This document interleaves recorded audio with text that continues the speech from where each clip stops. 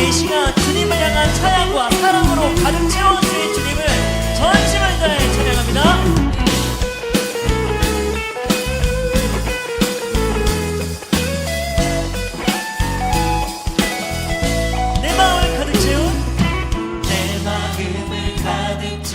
주 향한 찬양과 사랑 어떻게 표현할 수 있나.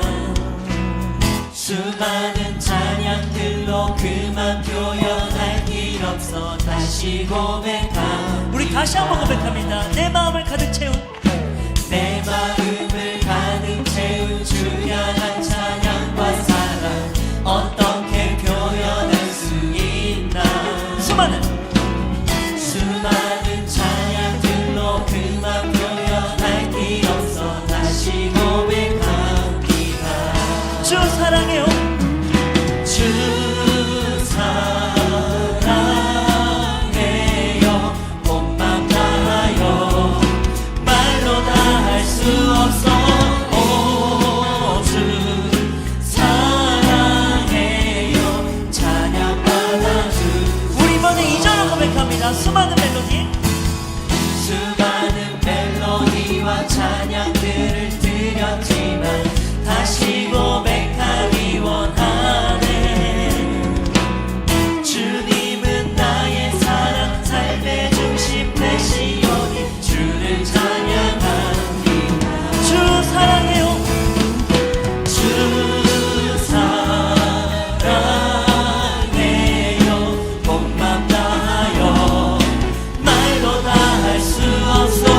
오, 주 사랑해요. 찬양 받아주. 다시 한번 주 사랑해요. 주 사랑해요. 온 맘 다하여 말로 다 할 수 없어. 오, 주 사랑해요. 찬양 받아주소서. 아멘.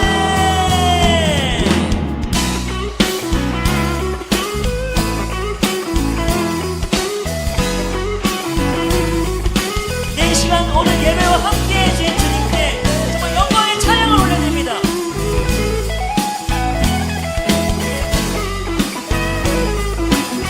주님 사랑 다시 고백하는 주님 사랑 다시 고백하는 새날 주신 감사해요.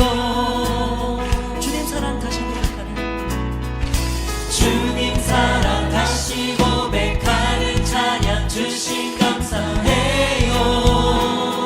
주님 사랑 다시 고백하는 주님 사랑 다시 고백하는 새날 주신 감사해요.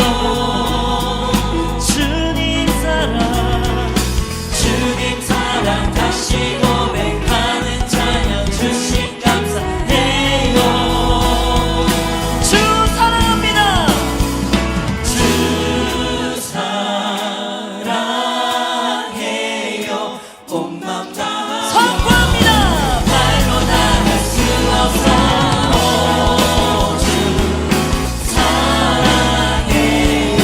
찬양 받아주소서. 주 사랑해요.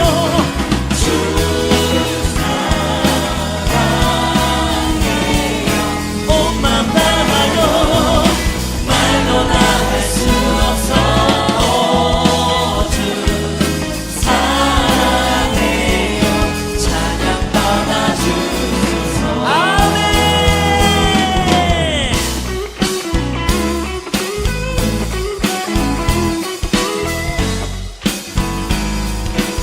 주님 사랑합니다. 오직 주님만 찬양합니다. 정말 우리의 마음에 함께 해주신 주님을 영원히 찬양합니다. 아멘. 우리 이러한 주님께 감사한 마음에 박수 올려드립니다. 아멘.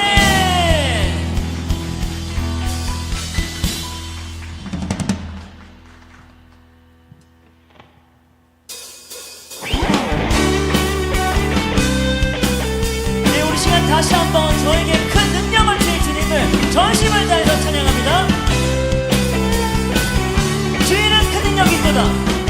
주의 큰 능력 있도다.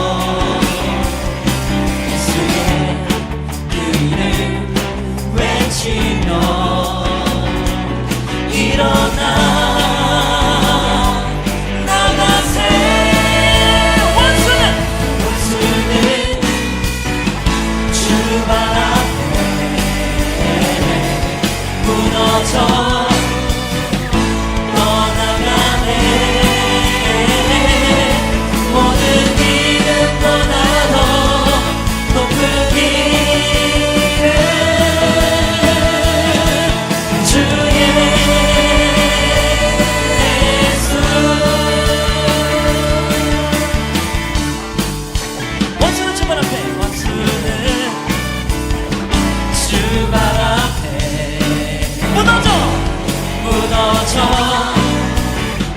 떠나가네. 모든 이름보다 모든 이름보다도 높은 이름 주의. 우리 마지막으로 전심을 다해 모든 이름보다 모든 이름보다도 높은 이름 다같이 선포합니다. 주의 예수.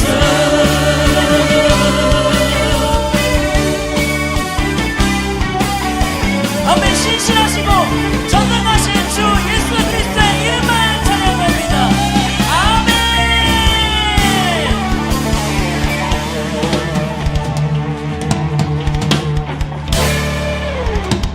네, 다 같이 자리에 앉아서 찬양하시겠습니다.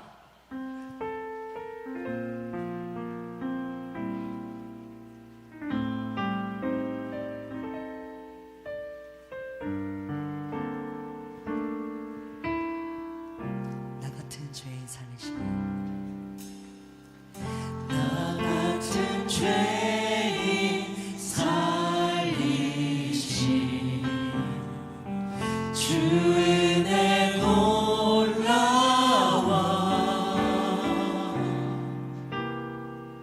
잃었던 생명 찾았고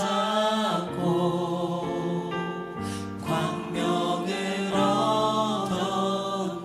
큰 죄악에서 건지시네. 큰 죄악에서 건지신 주 은혜 고마워. 나 처음 믿은 그 시간 귀하고 귀하나. 주 찬양. 주 찬양 주 찬양. 내 마음 다해 주 찬양 주 찬양. 내 생명 다해. 이제껏 내가 산 것도 이제껏 내가 산 것도 주님의 은혜라. 또 나를 찾아온 향해 인도해 주시니. 주 찬양. 주 찬양 주 찬양. 내 마음 다해 주 찬양 주 찬양. 내 생명 다시 한번 고백합니다. 주 찬양. 주 찬양 주 찬양. 내 마음 다해 주 찬양 주 찬양. 내 생명. 우리 목소리 높여 고백합니다. 거기서 우리 영혼이 거기서 우리 영원히 주님의 은혜로 해처럼 밝게 살면서 주 찬양하리라. 주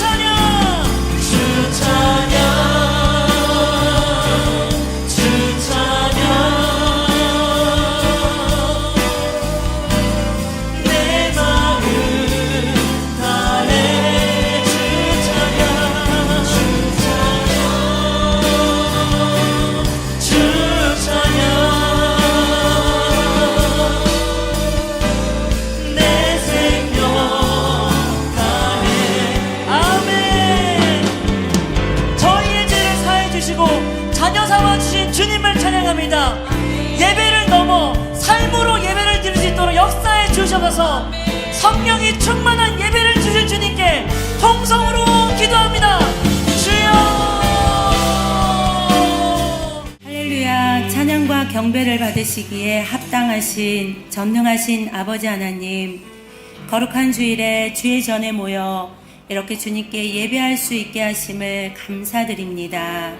수많은 사람들 중에서 특별히 우리를 택하시고 불러 하나님의 자녀 삼아 주시고 하나님의 일꾼으로 사용하여 주심을 감사드립니다. 아무것도 염려하지 말고 다만 모든 일에 기도와 간구로 너희 구할 것을 감사함으로 하나님께 아뢰라. 그리하면 모든 지각에 뛰어난 하나님의 평강이 그리스도 예수 안에서 너희 마음과 생각을 지키시리라. 주님 말씀하셨는데 믿음이 적은 저희들은 늘 세상의 걱정과 염려에 매여 하나님께서 주시는 평안을 누리지 못할 때가 너무 많았음을 이 시간 고백합니다. 세상의 정욕과 안목의 정욕과 이상의 자랑에 매여 주님께서 주신 평안과 기쁨을 누리지 못하고 증거하지도 못했던 연약한 저희들을 불쌍히 여기시고 말씀 안에 굳건히 서지 못했던 것들을 용서하여 주시옵소서. 아버지 하나님, 진행 중인 가을 사역 가운데 풍성한 열매, 좋은 열매를 허락하여 주시옵소서. 각 처소에서 열리는 행복 모임 가운데 베스트들이 초청되게 하시고 선포되지는 복음으로 인해 그들의 입술에서 주님을 나의 주 나의 하나님으로 고백하고 하나님을 알지 못해 죽어가는 그 영혼들이 영원한 생명을 얻고 하나님의 자녀가 되는 축복을 누리게 하여 주시옵소서. 행복 모임에서 선포되지는 복음으로 인해 우리가 먼저 풍성히 누리고 누리는 그 구원의 기쁨을 증거하게 하여 주시옵소서. 도고기도를 통해 교회의 엔진이 꺼지지 않게 하시고 매일 전도와 카페 전도를 통해 매일 새 영혼들이 구원받게 하여 주시옵소서. 아버지 하나님, 각 목장 모임을 통해 하나님께서 주시는 은혜들을 풍성히 나누며 일꾼을 세워가게 하여 주시옵소서. 우리 교회에 주신 1,500명의 리더를 세우고 150명의 선교사를 파송하는 1,500 비전을 이루어가는 일에 온 성도가 같은 말, 같은 마음, 같은 뜻으로 하나 되어 달려가게 하여 주시옵소서. 다음 세대를 세우는 일에 교회가 집중하게 하시고 청년 공동체부터 청소년부, 유초동부, 유아부에 이르기까지 각 교육기관이 양적, 질적으로 성장하게 하여 주시옵소서. 우리 아이들이 다윗과 같이 춤추며 예배하는 자들이 되게 하시고 요셉과 같이 하나님의 약속을 끝까지 붙들고 승리하는 자들로 성장하게 하여 주시옵소서. 또한 해피스쿨과 해피키즈를 통해 각 학교로 복음이 흘러가게 하시사 세상 가치에 방황하는 많은 아이들이 하나님 나라의 가치를 발견하는 귀한 통로가 되게 하여 주시옵소서.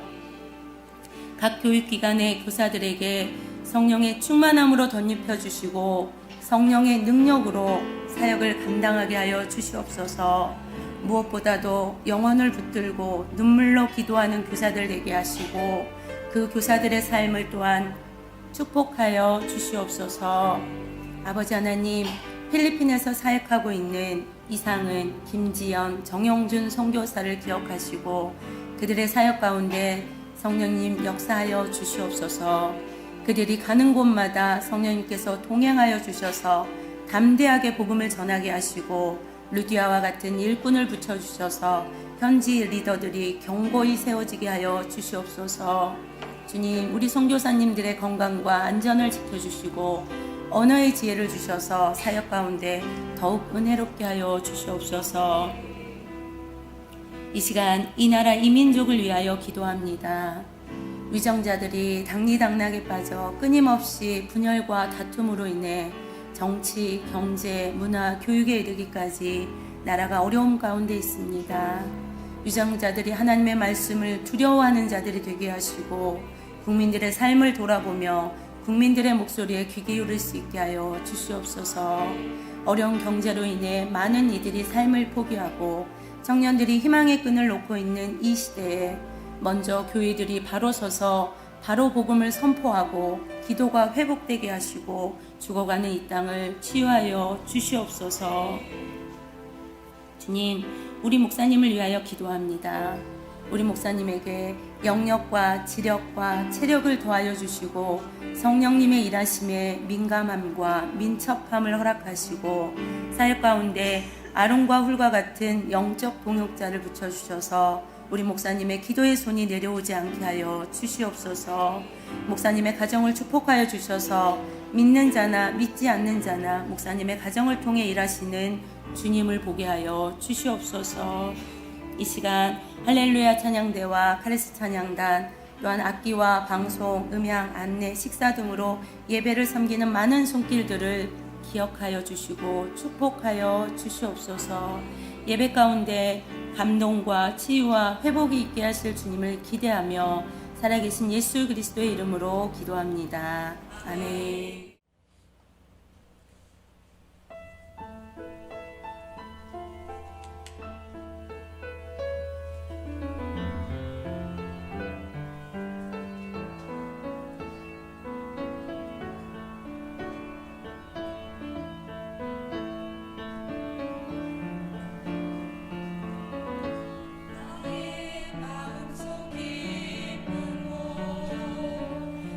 찬송이요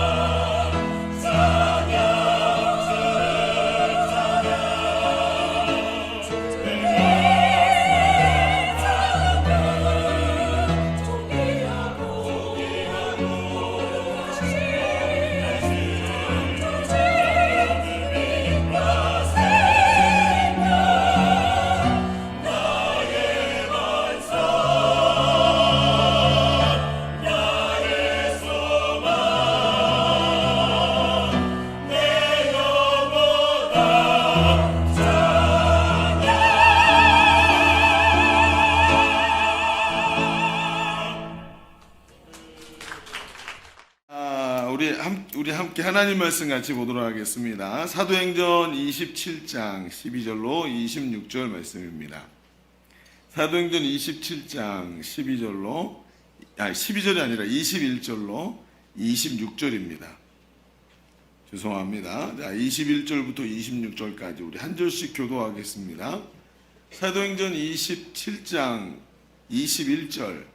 여러 사람이 오래 먹지 못하였음에 바울이 가운데 서서 말하되 여러분이여 내 말을 듣고 그레데에서 떠나지 아니하여 이 타격과 손상을 면하였더라면 좋을 뻔하였느니라.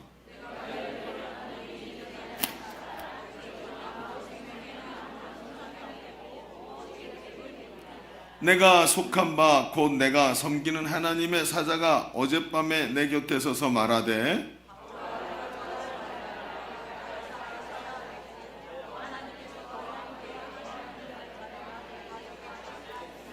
그러므로 여러분이여 안심하라. 나는 내게 말씀하신 그대로 되리라고 하나님을 믿노라. 그런즉 우리가 반드시 한 섬에 걸리리라 하더라. 아멘. 여러분, 어떤 남들 부러워하는 직장을 잘 다니던 남자분이 어느 날 불의의 교통사고로 팔을 한쪽을 잃게 되었습니다. 근데 자신의 처지를 비관하던 이 남자가 살아갈 의미를 잃어버리고 모진 생명을 끊으려고 건물 옥상으로 올라갔습니다. 그리고 거기서 뛰어내리려고 아래를 내려다보는데 저 밑에 양쪽 팔이 다 없는 남자가 걸어가는데 뭐가 눈에 딱 들어오는데 뭐가 좋은지 걸어가면서 자꾸 엉덩이로 덩실덩실 춤을 추고 있는 거예요. 그래서 신기해서 이렇게 보면서 아니 나는 팔이 한쪽이 없어도 이렇게 힘든데 두 팔이 다 없는 사람이 뭐가 저렇게 좋을까? 엉덩이를 흔들면서 걷고 서서 춤을 추고 또 걸어가다가 또 엉덩이를 흔들고 막 이러는 거예요. 그래서 그걸 보고 있다가 갑자기 자신의 행동에 너무 부끄러운 생각이 드는 거예요. 마음을 고쳐 먹어야 되겠다. 저렇게 나보다 더 어려운 사람들도 이렇게 신나게 기쁘게 살아가는데 내가 뭐가 부족해서 그러고 생각하고 내려왔어요. 근데 내려보니까 아까 그 양팔이 없는 사나이가 건물 옆에서 있는 거죠. 근데 또 뭐가 좋은지 자꾸 엉덩이 실룩실룩 거리면서 흔드는 거예요. 그래서 팔이 한쪽이 없는 이분이 가서 물어봤어요. 선생님 뭐가 그렇게 좋아서 춤을 춥니까? 선생님이나 나나 똑같이 이렇게 장애가 있는데 뭐가 좋아서 이렇게 춤을 춥니까? 이 두 팔이 없는 남자 딱 보니까 이 남자가 한 팔이 없잖아요. 근데 이 남자가 두 팔이 없는 남자가 한 팔이 없는 남자를 보면서 이렇게 말했어요. 너는 그나마 한 팔이라도 있지. 내 상황에 내봐. 엉덩이가 가려우면 어떻게 되게? 그렇게 얘기를 하더라고요. 엉덩이 그래서 막 흔들고 이렇게 긁고 있던 거예요.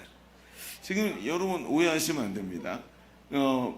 장애가 있으신 분들을 희화하려고 이런 말을 한 게 절대로 아닙니다. 무슨 얘기냐면 정말 우리가 어려움과 환난 속에서 우리가 어떤 마음으로 하나님 앞에 좀 서야 할까 하는 것을 여러분과 함께 좀 생각해 보려고. 물론 우스갯소리처럼 들릴 수 있지만 우리가 이 얘기에서 참 그렇습니다. 여러분 우리가 환난과 어려움이 찾아오는 그런 시대에도 우리가 정말 어떻게든 기쁨으로 또 우리 삶을 이겨내면서 살아가야 되지 않겠습니까? 앞에도 우리 기도하시는 우리 집사님, 권사님께서 기도의 내용 중에 정말 경제적으로 너무 힘들고 청년들이 소망을 놓고 살아가는 이 시대가 됐다 이런 이야기를 하는 거예요. 그런데 추석을 맞았어요. 이번 주가 추석 연휴입니다. 뭐 추석 연휴가 길다 뭐 이런 거 이제는 별 의미도 없는 것 같고 뭔가 풍성해야 될 것 같은데 상황이 지금 우리의 상황이 풍성함과는 거리가 먼 오히려 마음이 위축되고 모든 게 쪼그라드는 그런 상황을 지금 맞이하고 추석을 눈앞에 두고 있습니다. 여러분 보십시오. 이런 마음에서 나오는 것이 결코 풍성하고 좋은 게 나오겠습니까? 사람들을 들여다보고 국제 상황을 들여다보고 뭐 전쟁이 어쩌고 여러분 어떤 사람들이 지금 학자들이 나와서 이런 얘기를 해요.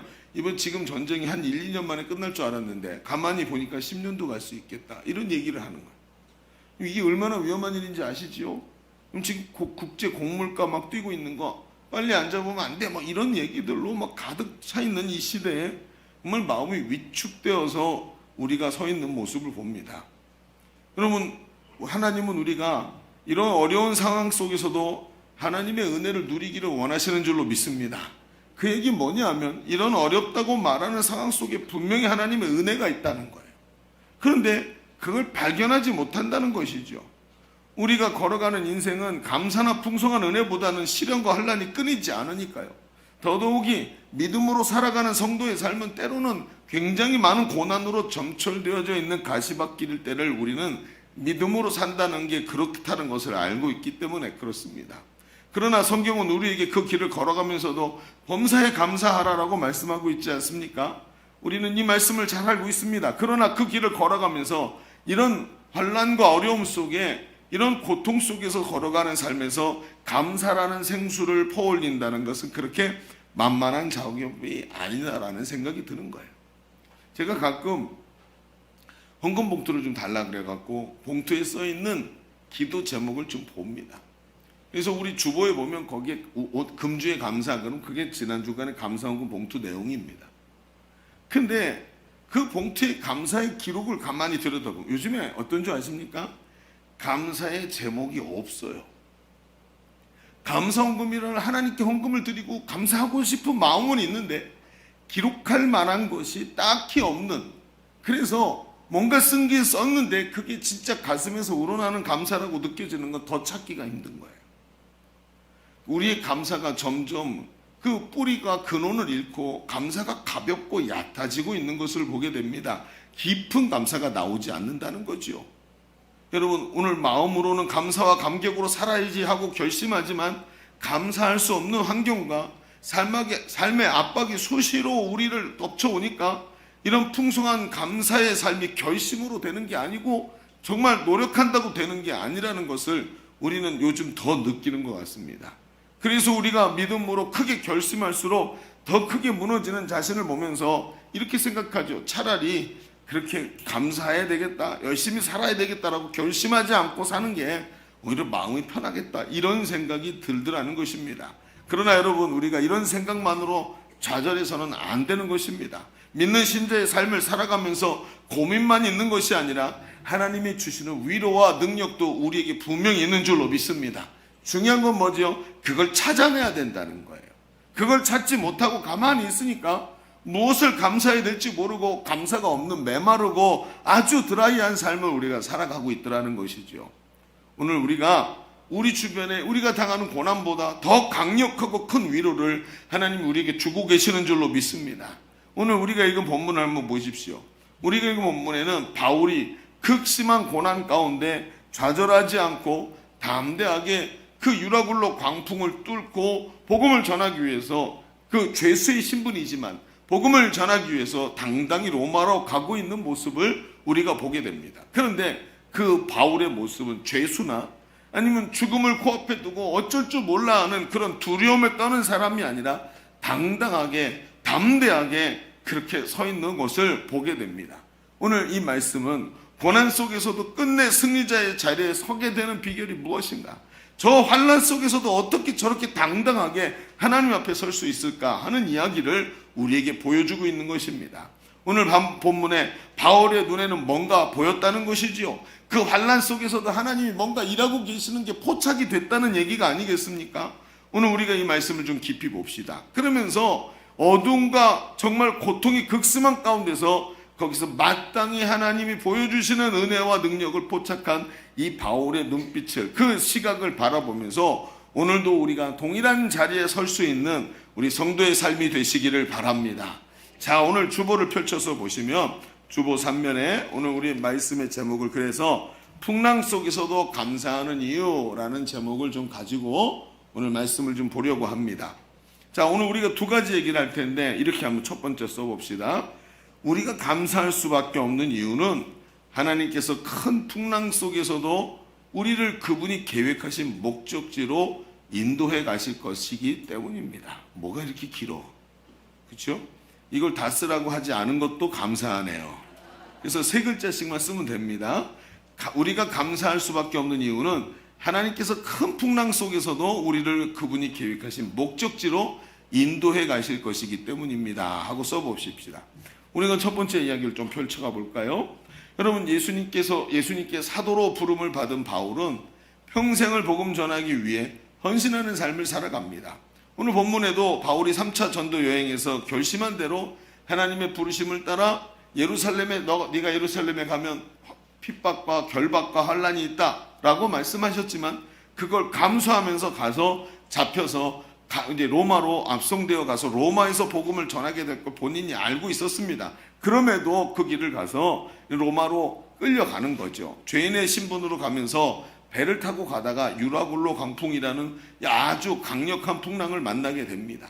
근데 그 풍랑이 하루 이틀이 아니라 몇 주간 계속되는 거예요. 그러니까 그 안에 있던 뱃사공이며 그 바다에 박식한 사람들도 우리는 끝났다, 더 이상 안 되겠다 하고 생각할 만큼 아주 위험스러운 이런 상황을 만나게 됐던 것입니다. 그런데 이 길을 이제 바울이 가면서 그 속에서 일어난 사건을 말하고 있죠. 여러분, 바울에게 이 길은 믿음으로 가는 길이었습니다. 복음이 로마에 전해지게 되는, 로마가 무엇입니까? 모든 길은 로마로 통한다 그랬죠. 그래서 하나님께서 이 로마라는 제국을 전략적으로 만들어 놓으셨어요. 여러분, 바울이 이렇게 복음을 가지고 로마에 들어가서 단 300년 만에 313년에 로마가 기독교를 국교로 공인하게 됩니다. 그렇게 돼서 어떻게 되죠? 로마가 만들어 놓은 그 식민지로 향하는 모든 길을 통해서 전 세계의 복음이 급속도로 전해지는 세계사에 나오는 그런 내용이 아닙니까?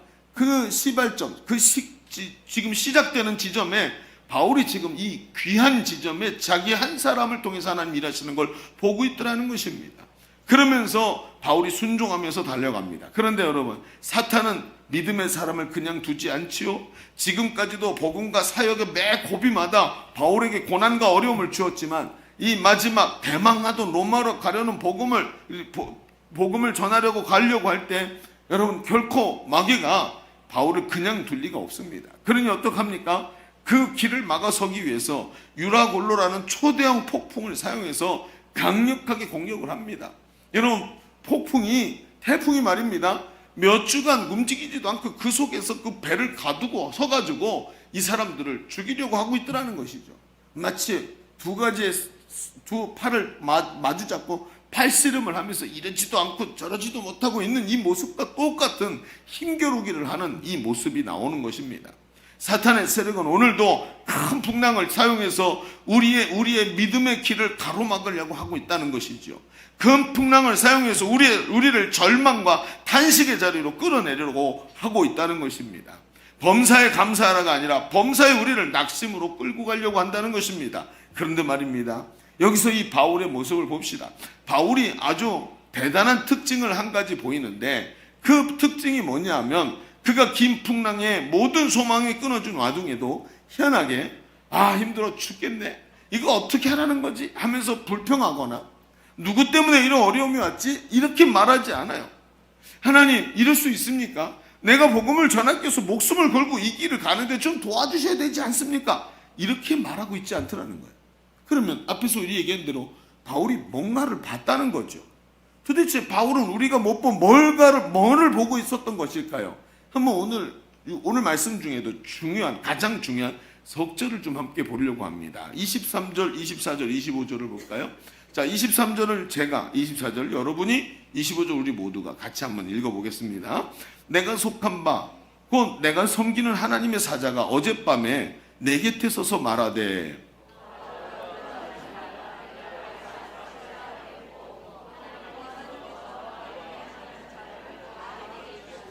자, 같이요. 그러므로 여러분이요, 안심하라. 나는 내게 말씀하신 그대로 되리라고 하나님을 믿노라. 자, 이 얘기를 들어봅시다. 그는 지금 상황과 환경의 문제가 아니라 뭘 보고 있어요? 광풍이나 지금 끝나지 않는 풍랑 속에서 지금 위기가 내 코앞에 있는 걸 보는 게 아니라 그 위에 계시는 하나님을 보고 있더라는 것입니다. 여러분, 문제가 사람에게 다가옵니다. 그러나 우리는 그 속에서 일하시는 하나님이 그 문제 위에 계시는 것을 봐야 한다는 것입니다. 하나님은 명령하시고 가만히 지켜만 보시면서 계시는 그런 잔인하거나 무서운 하나님이 아니라는 거예요.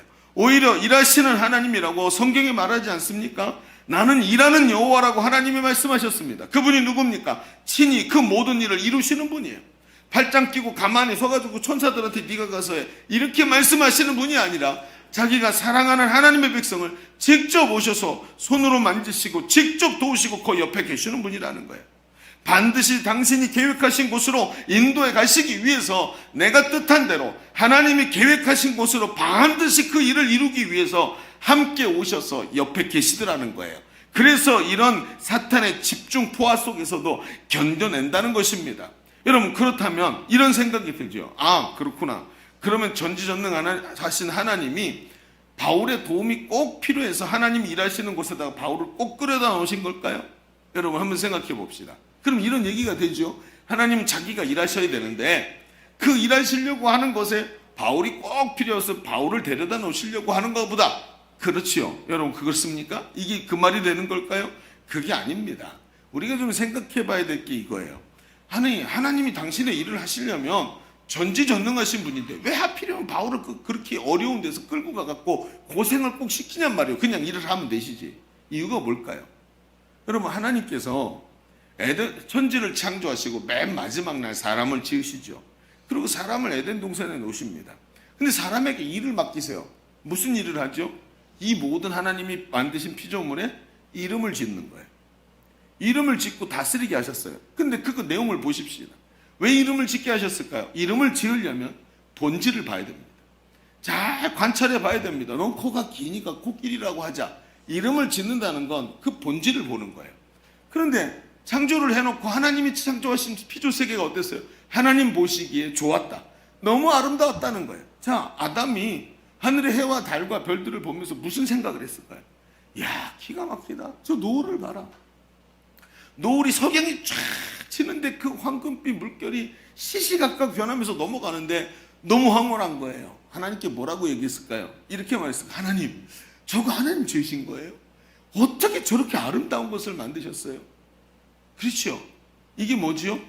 하나님께서 만드신 피조물의 영광을, 그 위대한 영광을 아담이 함께 누리게 하셨어요. 이게 하나님 원하시는 거예요. 그러면서 하나님의 그 위대함을 아담이 노래할 수 있도록, 하나님께 영광을 올려드리고 하나님 참 대단하세요, 이렇게 말할 수 있도록 하셨다는 거예요. 이게 하나님이 하나님의 일을 하실 때 사람을 찾으시는 이유입니다. 여러분, 왜 하나님 바울을 부르셨죠? 하나님 혼자 하실 수 있지만 그 자리에, 하나님의 승리하신 자리에 바울을 세워놓고 그 영광을 바울이 누리면서 바울이 하나님을 찬양하게 만드신 줄로 믿습니다. 여러분, 금메달을 딴 선수가 금메달을 딸 때 아무런 노력도 안 하고 금메달을 따니까 어떻게 되던가요? 자기 노력에 합당하지 않은 금메달을 받았더니, 김연아 그 올림픽 때 그 스케이트 탔던 사람 김연아 금메달 뺏기지 않았습니까?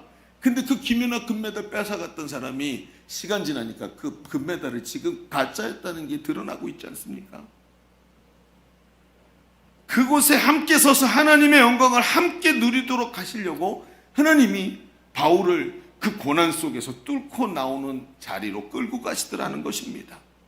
그래서 하나님이 바울을 위대한 자리로 이끄시기 위해서 부르셨다는 거죠. 성경에서 그분이 우리를 향해 갖고 계신 계획을 보면 그분이 어디까지 우리를 이끌어 가실지 확인하면서 우리가 어떻게 돼요? 놀라게 되고 감격하게 되고, 결국 바울이 자기가 알아요. 내가 저 로마에 가야 될 것이다라는 거 알면서 거기서 하나님이 자기를 얼마나 사랑하고 계시는지, 나를 통해서 그 영광을 체험하게 하시려고 나를 부르셨구나 하고 알더라는 것입니다. 여러분, 하나님은 우리를 풍랑이라는 도구를 통해서 그 풍랑을 뛰어넘으면서 그분이 목적하신 영광스러운 자리로 인도하실 것을 분명히 말하고 있는 것입니다. 이 사실 때문에 우리는 살맛이 나는 겁니다. 하나님께서 우리를 얼마나 사랑하시는지 지치지 않는 열정으로 지금도 이 자리에서 우리를 위해 일하고 있더라는 거예요. 일하고 계시더라는 거예요. 여러분, 한번 들어보십시오. 세상에 말입니다. 어떤 것들은 가치가 있기 때문에 사랑을 받습니다. 그러나 어떤 것들은 사랑받고 있기 때문에 가치가 있는 것도 있습니다. 이게 무슨 말인지 아시겠어요? 가치가 있기 때문에 사랑받는 게 있고, 사랑받기 때문에 가치가 있는 게 있다는 거예요. 예를 들어서 뭐죠? 멋진 슈퍼모델이나 미스 코리아 같은 이런 사람들, 가치가 있기 때문에 사랑을 받아요. 예를 들어서 타고난 실력을 가진 손흥민 같은 운동선수, 그 가치를 가지고 있기 때문에 사람들의 사랑을 받습니다. 명석한 과학자, 값을 매길 수 없을 만큼 위대한 작품들은 그 본래 모습 때문에 사랑받는 거예요. 그런데 거꾸로 본질적인 가치는 없지만 그럼에도 불구하고 크게 사랑받는 것들이 있습니다. 예를 들어서 이런 겁니다. 미국의 플로신학교에 이안 피터 왓슨이라는 이 목사님이자 교수가 있습니다. 이분이 자기가 쓴 책에 이런 이야기를 써놨어요. 이분이 스코틀랜드 사람인데 이분이 딸이 하나 있었는데 그 이제 막내딸이 있는데 이름이 로즈라는 여자아이였어요. 근데 이 아이가 태어났을 때 선물로 주변에 친지들이 뭘 해줬냐면 봉제 인형을 친히 이렇게 꼬매가지고 만들어준 봉제 인형을 하나 해줬는데 그 봉제 인형을 아이의 요람에다가 놓고 아이가 자란 거예요. 그러니까 어렸을 때부터 그 인형을 입에다 물고 끌고 다니고 하면서 아이가 자랐지요. 근데 나중에는 어떻게 됐을까요? 그 인형이 더럽고 낡아서 실밥이 다 터진 거예요. 근데 이 아이에게는 이 인형이 가장 귀중한 거예요. 어렸을 때부터 늘 내 옆에 있었던 친구 같은 존재인 거죠. 한 번은 그 가족들이 스코틀랜드를 떠나서 미국으로 이민을 가게 됐어요. 근데 가족들이 다 물건을 가지고 어떤 물건을 가지고 가야 될지 다 신중하게 결정을 해야 되겠죠. 두고 갈 거, 남에게 줄 거, 버릴 거 이런 걸 다 하는데 이 로즈라는 이 아이는 딱 한 가지 이 누더기 인형만 선택을 했습니다. 이 아이가 원하는 건 이거밖에 없었어요. 자, 그래놓고 다 짐을 보내고 공항으로 가는데 공항으로 가는 길에 가서 공항에 갔는데 막 이런저런 수속을 하고 바쁘게 움직이나 불행히도 그 공항에서 그 인형을 잊어버리게 됩니다.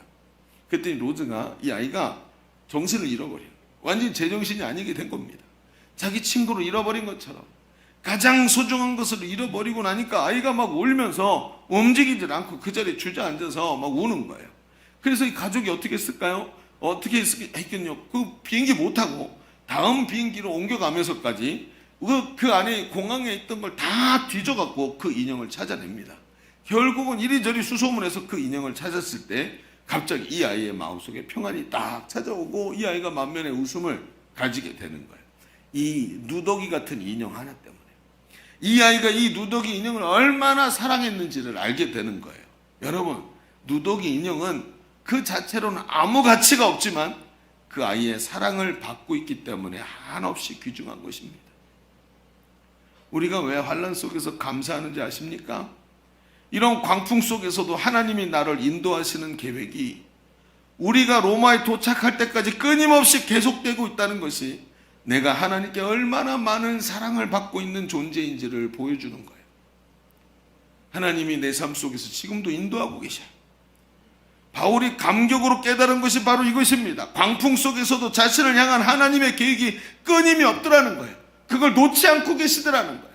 나는 누더기 인형 같은 존재이지만 하나님이 나를 꽉 붙잡고 계시고 나를 사랑하고 계시다는 것을 느끼게 되는 거예요.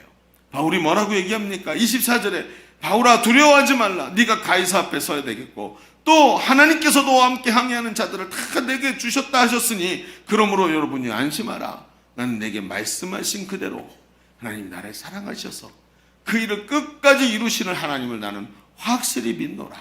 할렐루야. 여러분, 우리가 환난 속에서도 감격할 수밖에 없는 이유가 이거 아닙니까? 하나님께 우리는 가치 있는 존재인 줄로 믿습니다. 돈을 벌어서 뭔가를 잘하기 때문에 가치 있는 것이 아니라 하나님께서 가치 없는 나를 사랑하셔서 가치 있는 존재이고 그래서 오늘도 하나님이 나와 함께 하신다는 것을 확신할 수 있는 것입니다. 자, 우리 첫 번째 이야기를 좀 정리해 봅시다. 우리는 지금까지 이 환난의 시대에 맞이한 추석에 대한 이야기를 나누려고 하고 있습니다. 이런 환난 속에서도 좌절하지 않고 풍성한 은혜와 기쁨을 누려야 한다고 말하면서 이야기를 시작했습니다. 더 풍성하고 더 뭔가 손에 많이 쥐고 볼만한 것이 있지 않아도 우리가 담대하게 감사할 수 있는 것은 그 속에서도 오늘 우리의 삶 속에서도 환난 속에서도 나를 사랑하시는 하나님의 계획이 오늘 우리에게 있음을 알기 때문인 것입니다. 누더기 인형밖에 안 되는 우리 자신이지만 하나님의 사랑을 받는 존재이고 그 하나님의 계획이 여전히 진행되고 있음을 믿고 담대히 하나님 앞에 설 수 있는 우리 성도들 되시기를 바랍니다. 자, 그런데 이런 생각이 드는 거예요. 목사님, 다 알겠는데요. 그렇죠. 하나님이 여전히 우리를 향한 계획을 가지고 계시고 예수님을 아버지 하나님께서 아들을 십자가에 내주실 만큼 나를 사랑하고 계시다는 걸 다 알고 믿음으로 감격하고 있습니다. 그런데 여전히 힘든 건 어쩔 수 없더라고요. 나도 믿음이 있고 하나님께서 사랑하시는 거 아는데 이런 담대함이 안 나올 수밖에 없는 것은 절망이 찾아올 때 보면 내가 감당할 수 없는 힘듦이 있기 때문에 그래서 못한다는 거 아닙니까? 그래서 마음이 어려운 거예요. 그러니까 머리로 아는 것이 아니라 우리의 실제 육체에 와닿는 일 때문에 우리의 마음이 어때요? 위축되는 거지 몰라서 위축되는 게 아니잖아요. 아, 그렇죠. 맞죠? 그게 맞는 말이죠. 하나님의 계획이 있으셔도 지금 내가 위축되는 하나님의 계획이 없다는 게 아니라 여전히 나는 힘들다는 거잖아요. 그렇죠. 우린 여기서 아주 중요한 얘기를 한 가지 더 봐야 됩니다. 자, 우리가 둘째 이야기에다 이렇게 한번 써보실까요? 여전히 두 번째도 기네요. 그죠? 우리가 감사할 수밖에 없는, 그럼에도 불구하고 우리가 감사할 수밖에 없는 두 번째 이유는 뭐냐 하면 고난이 오잖아요. 근데 고난 옆에 항상 더 큰 위로가 있더래요. 고난만 주시는 게 아니라 고난 옆에 항상 더 큰 위로가 있기 때문에 이 어려움을 이기더라는 거예요. 아니, 또 이게 무슨 얘기인가? 뭔가 답답한 느낌이 드는데 한번 봅시다.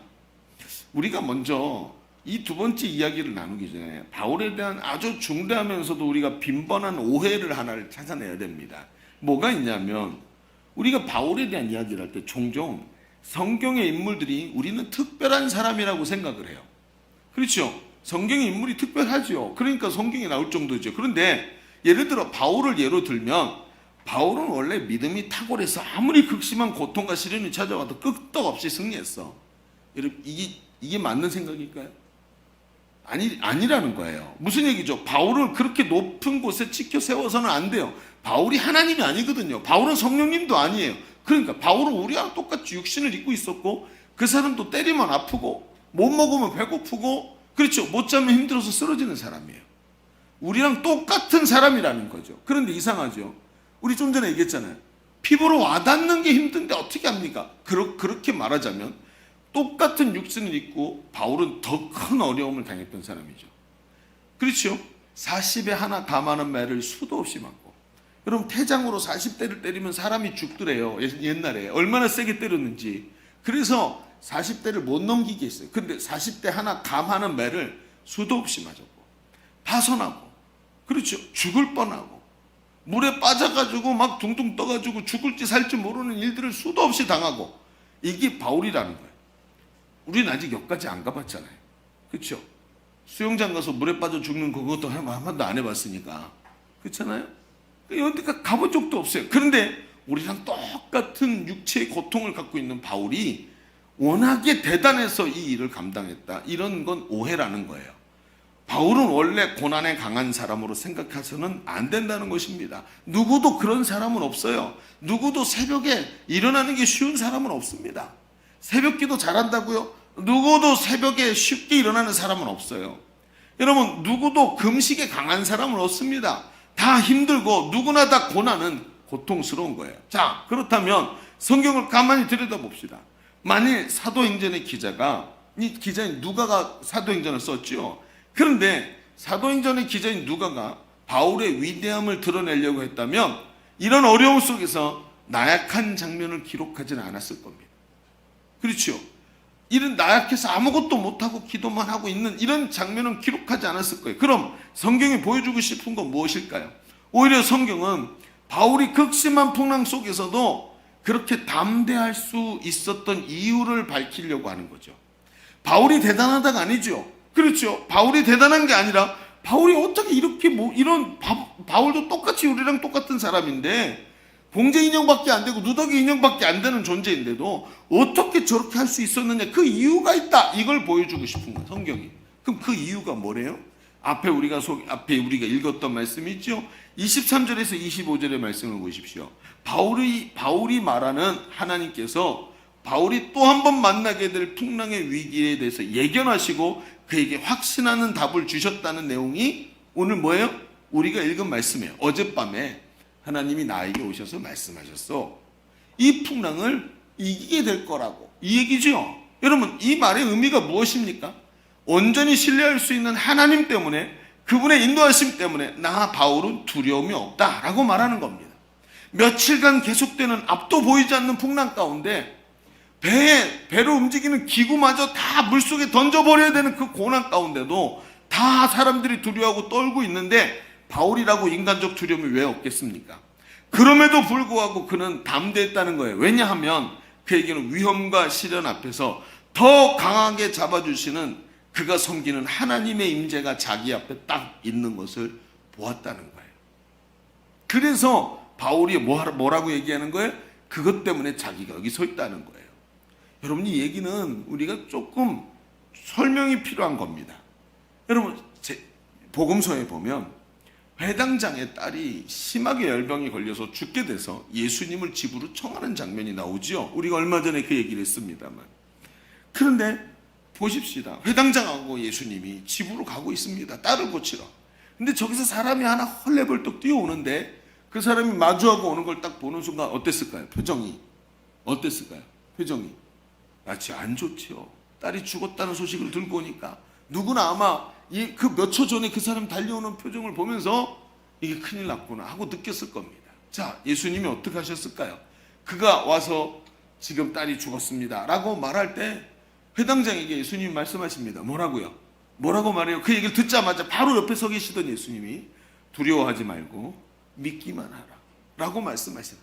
자, 근데 제가 그때 말했죠. 제가 상상력을 가지고 보니까 예수님이 회당장 옆에 딱 서 있는데 앞에 사람이 뛰어오는데 그의 표정을 보면서 예수님이 아마 회당장의 손을 꽉 잡았을 거다. 손을 덥석 잡으면서 야, 벌써 예고하듯이 손을 덥석 잡는 거죠. 그런데 그때 소리가 바로 들려서 손을 잡자마자 소리가 들립니다. 예수님을 수고하게 하지 마십시오. 지금 당신의 딸이 조금 전에 죽었습니다 라고 얘기하는데 손을 꽉 잡으시더니 말씀하십니다. 뭐라고?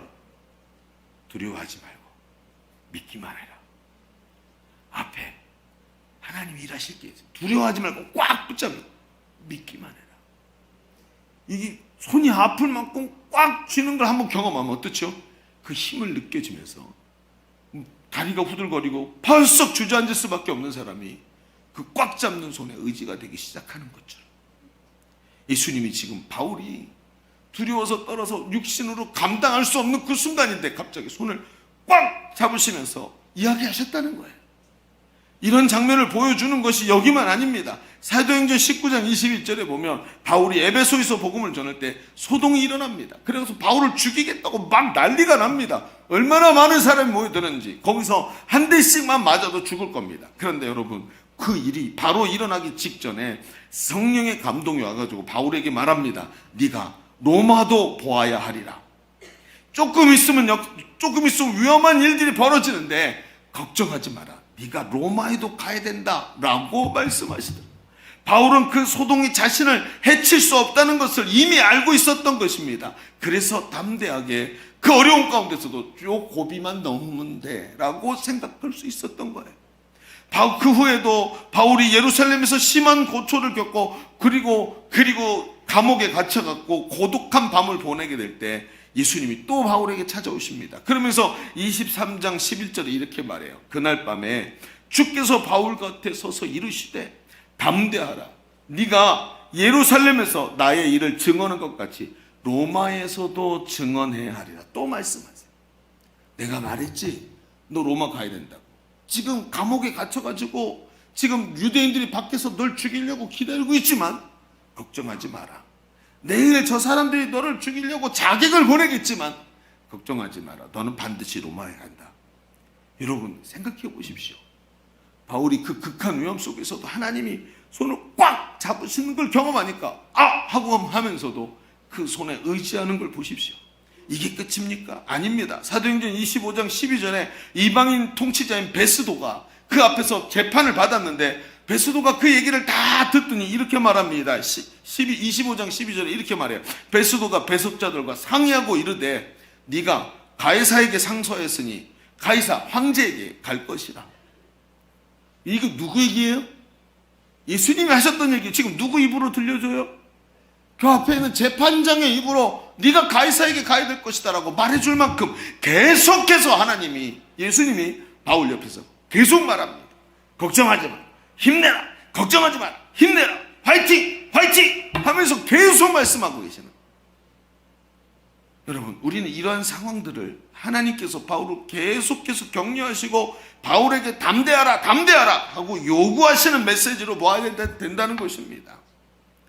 사탄의 방해 공작이 강력한 만큼 예수님도 계속해서 찾아와서 그의 실족할 때 발에다가 손을 대주시고 넘어질 때 옆에서 붙잡아 주시고 하면서 고난보다 더 강력한 위로를 그에게 주시더라는 거예요. 그래서 바울이 갈 수 있는 겁니다. 몇 년 전에 올림픽을 할 때인데, 올림픽을 막 할 때 어떤 다큐멘터리가 TV에서 나오는 걸 봤어요. 태릉 선수촌에 유도 국가대표 선수들이 이제 올림픽에 이미 나갔는데 그 전에 찍어놓은 걸 훈련하는 장면들을 보여주고 있었습니다. 근데 그 훈련을 보면서 제가 깜짝 놀랐어요. 와, 인간이 어떻게 저걸 할 수 있지? 제가 운동 그러면 그냥 운동이 뭐 운동이지라고 생각했는데 이런 줄 몰랐던 거죠. 뭘 하냐면 서킷 트레이닝이라는 걸 해요. 서킷이 뭐죠? 그 자동차 경주할 때 이렇게 트랙을 계속 반복해서 뺑뺑뺑 도는 걸 그걸 서킷이라 그러잖아요. 근데 이 훈련을 그렇게 한다는 거예요. 아침에 일어나가지고 이게 워밍업이래요. 그래서 훈련하는데 어떻게 하냐면 그 여러 개 코스를 1분씩 도는데 1시간에 3바퀴를 돈대요. 1분씩 해갖고 1시간에 3바퀴를 도는데 어떻게 했냐면 제가 그거 하는 걸 보니까 하나가 이런 게 첫 번째 이런 거래요. 거꾸로 매달려서 윗몸 일으키기를 해요. 누워서 하는 것도 힘들죠. 그래서 어떻게 해요? 끝까지 안 하고 살짝 고개만 들었다가 이렇게 하죠, 사람들. 그렇죠? 뭐 안 하시는 것처럼 그렇게. 그런데 이거 어떻게 했냐면 거꾸로 매달려가지고 팔을 이렇게 늘어뜨리잖아요. 거꾸로 매달려. 여기서부터 이렇게 윗몸을 일으키기를 하는데 90도로 접어야 되는 거예요. 그러니까 상체가 180도로 왔다 갔다 해야 되는 거예요. 그런데 팔에다가 10kg를 끼고 이렇게 하고 일으키는, 윗몸을 일으키기를 하는 거예요. 그런데 어떻게 하냐면 1분을 하는데 1분 동안 얼마나 많이 빨리 하는지 1분 딱 하고 내려왔는데 온몸이 비 오듯이 땀이 흐릅니다. 1분을 했는데 이 선수가 말을 못할 만큼 헉헉거리는 거예요. 힘을 폭발적으로 쏟아내는 거예요. 그리고 나서 어떻게 하냐면 잠깐도 못 쉬고 땅바닥에 떨어져 헉헉거리면서 일어나가지고 런닝머신으로, 바로 옆에 있는 런닝머신으로 두 번째로 가는 거예요. 그 두 번째 런닝머신이 어떤 상태냐면 런닝머신을 제일 빠르게 돌린 거예요. 천천히 돌리다가 뛰는 게 아니라 가장 빠르게 돌고 있는 런닝머신에 팔 거치고 이렇게 올라가요. 그럼 아직 발은 그 런닝머신 위에 떠 있겠죠? 그러다가 발을 탁 내려놓으면서부터 시작해서 최대한의 속도로 뛰는 거예요. 그 1분을 뛰는데 사람이 이렇게 뛸 수 있나 싶을 만큼 엄청나게 빠른 속도로 뜁니다. 그리고 그걸 뛰고 나서 런닝머신에서 내려오는데 그러면서 보는데 온통 말 있잖아요. 사람이 견딜 수 없을 만큼 그렇게 고통을 주는 거예요. 그러면서 이런 식으로 몇 가지 코스를 돌고 또 돌고 또 돌고 이걸 30분이 지나면 선수들의 입에서 비명소리가 나오기 시작합니다. 이러면서 막 하는데 1시간 아침에 워밍업으로 1시간 50분이 지나고 나면 체육관 전체가 지옥이 됩니다. 지옥. 매일 아침 밥 먹기 전에 워밍업으로만 이렇게 합니다. 하루 종일 하는 훈련이 얼마나 고될지 이게 거기 그 리포터가 그걸 취재하면서 옆에서 나레이션을 하는데 체육관이 이미 지옥을 방불케 하고 있다 이렇게 말하는 거예요. 여러분 하루 종일 엄청난 훈련하는 거예요. 그런데 인터뷰에서 얘기합니다. 무엇을 위해 이렇게 혹독한 훈련을 감당하는가 하고 물었더니 선수들이 이런 얘기를 해요. 자기들이 올림픽에 나가보면 유럽 선수들을 이길 수가 없답니다. 왜요? 태생적으로 신체적 조건이 너무 달라서. 그래서 선천적으로 체력이 좋은 선수들과 싸워서 이기려면 기술과 정신력으로 이길 수 없대요. 어떻게 해야 되냐면 순간적으로 강한 힘과 그 강한 힘을 끝까지 끌고 가는 지구력이 있어야 된대요. 그래야 동양인이 그 거대한 백인을 이길 수 있다는 것입니다. 이렇게 훈련하는 것이 우리나라 선수들이 다른 나라 선수들과 싸워서 이기는 비결이라고 얘기해요. 비명이 흘러나오는데 엄청나게 혹독하고 고통스러운 훈련하는데 낙심하지 않고 죽을 힘을 다해 감당하는 거예요. 그런데 그 옆에 누가 있는 줄 아십니까?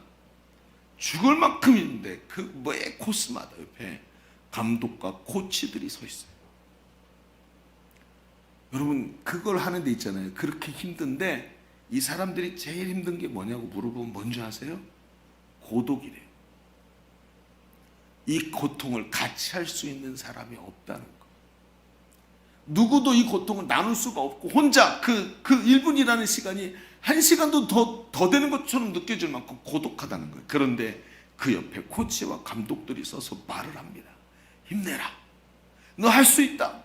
이번 올림픽의 금메달은 네 거다. 너는 반드시 승리한다고 코치가 옆에 서서 욕지거리를 같이 해대면서 막 힘내라고 얘기를 하는 거예요. 그런데 그 선수들이 그 이야기가 너무 용기가 돼요. 매 서킷마다 돌 때마다 모두 코스마다 계속 코치들이 서가지고 소리를 질러주는데 외로움을 이기고 끝까지 자기 체력의 한계치를 훌쩍 뛰어넘는 일을 하면서도 거기서 끝까지 버틸 수 있게 해주는 힘이라는 거예요. 여러분 생각해 봅시다. 이 운동선수에게 지금 정말 필요한 게 무엇일까요? 이 고난을 감해주는 걸까요? 아닙니다. 고난을 감하면 절대로 올림픽 금메달 근처에도 못 갑니다. 진짜 영광은 금메달은 이 고난 뒤에 있는 것입니다. 그런데 이 고난을 이기고 너끈히 이길 수 있도록 옆에서 사랑하시는 우리 주님이 옆에 서서 박수를 치면서 힘을 내라고 바울에게 와서 계속 말해요. 네가 어디도 가야 된다? 로마에도 가야 된다. 네가 로마에도 가야 된다. 네가 이 일을 감당하고 반드시 너는 면류관의 주인공이 된다. 이겨라! 이겨라! 내가 도와주마! 하고 계속 소리를 지르고 계시는 거예요. 이것 때문에 뭐 한다고요? 계속 달려가더라는 거예요. 그렇습니다. 여러분, 바울에게 위험과 시련이 너무 가혹하지만 그런 바울 옆에서 강하게 붙잡아 주시는 그 바울이 섬기는 하나님의 임재가 있는 것을 보았기에 고난을 이길 수 있는 것입니다. 뭘 보느냐? 우리 눈에는 안 보이는 뭔가를 봤다고 얘기했지 않습니까? 그게 뭐냐 말입니다. 이렇게 하나님의 손에 만들어진 바울, 하나님의 손에 의해서 제가 아주 강력하게 빚어진 바울이 유라굴로 강풍에서 좌절하지 않고 하나님을 향해서 외치게 되는 거예요. 여러분 기운 내십시오. 우리 주님이, 우리 예수님이 우리를 지키시기에 여러분은 절대로 죽지 않습니다. 그리고 하나님이 그 주님이 주님 안에서 사명을 가진 나 바울이 여기 함께 있기에 내가 그 사명을 이루기까지는 나도 안 죽지만 당신도 오늘 죽지 않습니다. 이렇게 말할 수 있었던 거예요. 주님은 지금 바울을 승리의 견본으로 세상에 제시하고 계시는 것입니다. 여러분 오늘 우리가 왜 환난 가운데 있을까요? 왜 우리가 어려운 가운데 있을까요? 이 메시지를 오늘 우리가 세상을 향해 외쳐야 하는 것입니다. 여러분 추석입니다. 오늘 추석에 모이면 사람들이 전부 다 이 배에 타고 있는 사람들처럼 돼 있을 것입니다.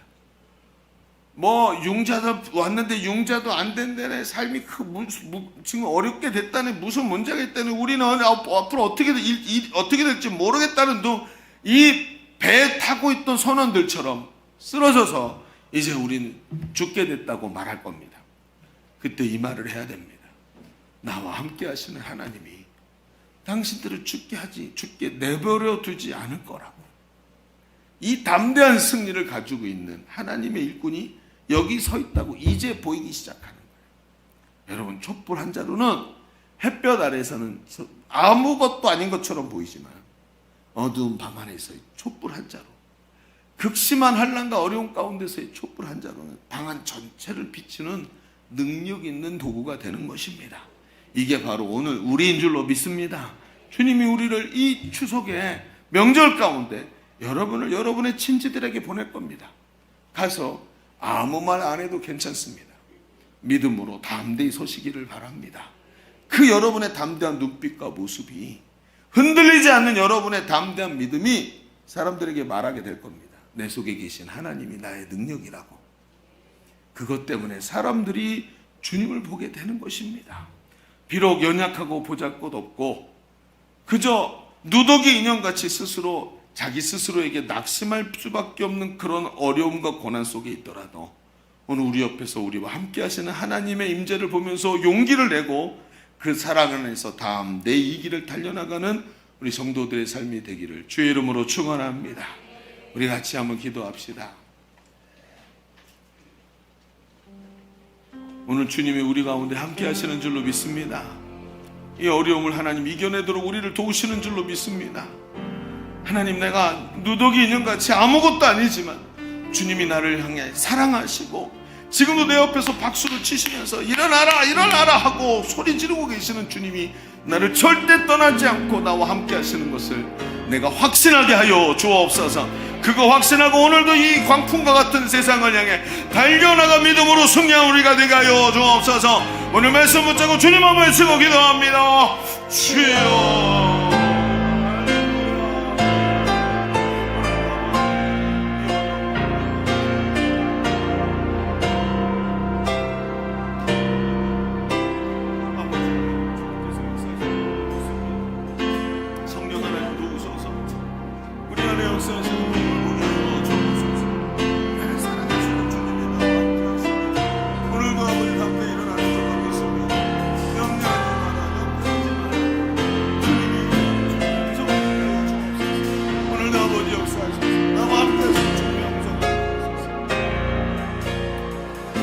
다시 한번 기도합시다. 여러분, 오른손을 가슴에 얹으십시오.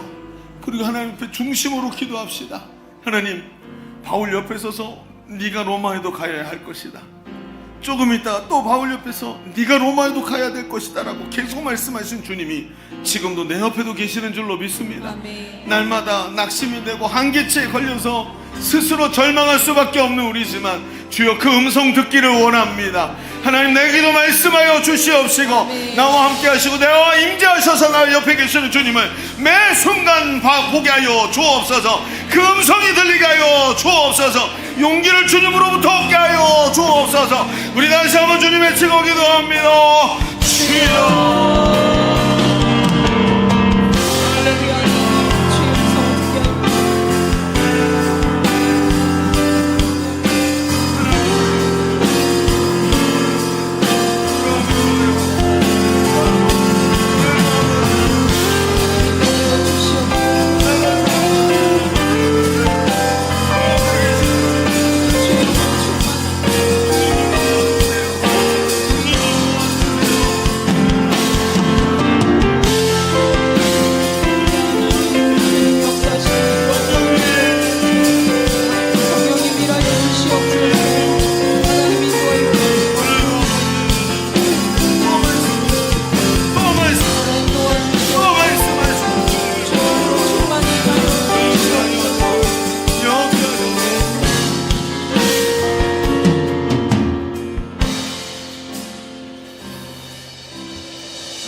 주님,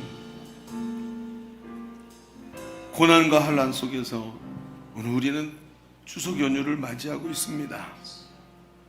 주님, 또 친지들을 만나서 부족하고 연약한 나의 모습을 드러내기가 참 부끄러워서 이번에는 고향에 내려가지 말까 하는 생각이 들 때도 있습니다.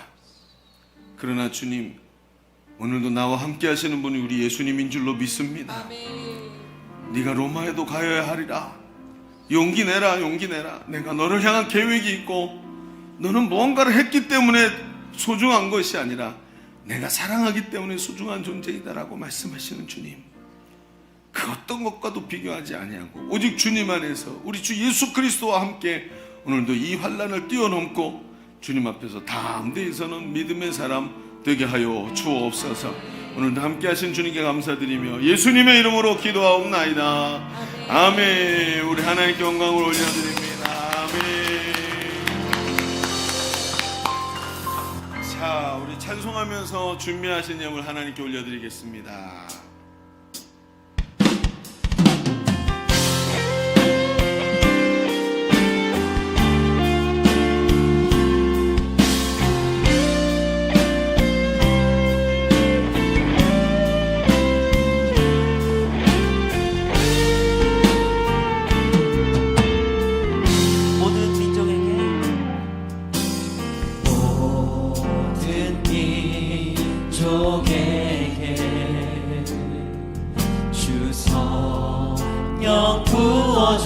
부어주소서.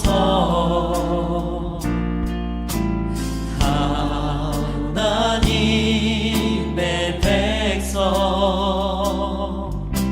주의 말씀 주시고 꿈과 환상 주사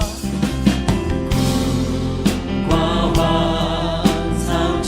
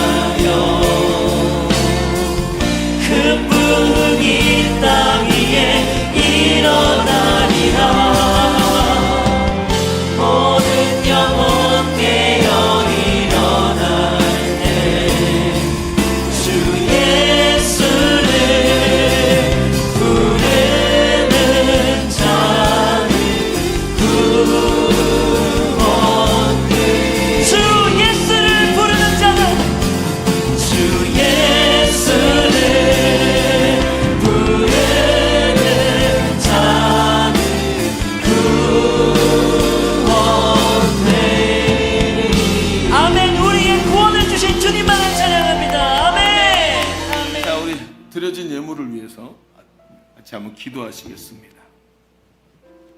하나님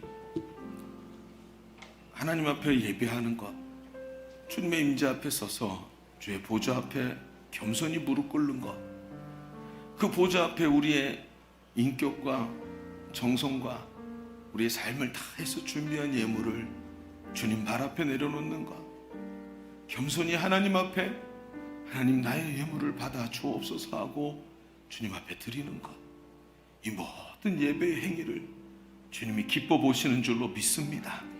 여기 우리의 예물을 주님께 올려드립니다. 우리의 마음을 받아 주옵소서. 주를 깊이 사랑하는 것을 보시옵고 주가 마음에 흡족하시어서 그 정성을 가여이 보시고 두 손을 들어 우리를 향해 축복하여 주옵소서. 우리의 삶의 현장이 녹록하지 않은 걸 주님이 너무나 잘 아시는 줄로 믿습니다. 그러나 하나님, 주가 용기 주시면 내 옆에서 네가 로마에도 가여야 하리라라고 말씀하시기만 한다면 우리가 이겨낼 줄로 믿습니다. 주여 함께하여 주시옵시고 그 은혜와 축복이 우리의 삶의 현장에 넘치게 채워지게 하여 주옵소서. 하나님, 돌아가는 발걸음 지켜주시고 명절 한 주간 동안 주님 여기저기 오가면서 하나님 안전 지키시며 만나는 우리 성도들과 우리 일가 친척들 안에 하나님의 영광이 드러나게 하여 주옵소서. 다음 주간에 함께 모일 때는 더 큰 예배로 하나님께 올려드리게 하시고 감격과 감사가 넘치는 삶이 되게 하여 주옵소서.